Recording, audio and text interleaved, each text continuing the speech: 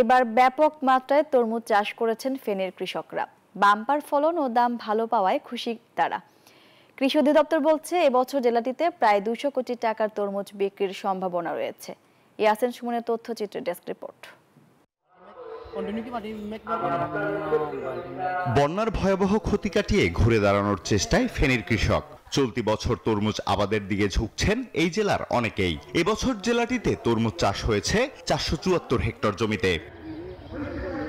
দাগনভূঞা উপজেলায় এবার প্রথমবারের মতো তরমুজের আবাদ হয়েছে। জেলার সবচেয়ে বেশি আবাদ হয়েছে সোনাগাজী উপজেলায়। বাম্পার ফলন ও দাম ভালো পাওয়ায় খুশি কৃষক। আমরা এখান থেকে এখানে তরমুজ নিয়ে আসছি। এখন এই দেশের জনগণ আমাদের দেখা দেখি চাইতে আসে, ওরা উদ্যোগ। বান্ডেল থাকলে প্রতি সেনমানিতে টাকা বাঁচবে। বিকাশ সেনমানি বান্ডেল কিনে জিতুন প্রতি লেনদেনে। ওরা করবে 14 একরের ভিতরে আমার প্রায় 10 লক্ষ টাকা খরচা শেষ। এর ভিতরে যে ফলন আছে, ফলন অনুযায়ী আমি আশা করি 15-17 লাখ টাকা মোট পাইতে পারি। জেলা কৃষি সম্প্রসারণ অধিদপ্তর বলছে, এবছর ফেনীতে প্রায় 200 কোটি টাকার তরমুজ বিক্রির সম্ভাবনা রয়েছে। সবসময় আমরা এটা মনিটরিং রাখছি।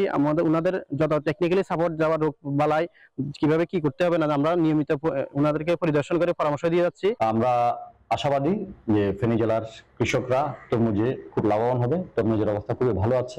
জেলায় উৎপাদন লক্ষ্যমাত্রা 27,049.76 টন। তবে এবার উৎপাদন 36,000 টন ছাড়িয়ে যাবে বলে ধারণা করছে জেলা কৃষি সম্প্রসারণ অধিদপ্তর। আলহাদি খান, ডেস্ক রিপোর্ট, নিউজ 24।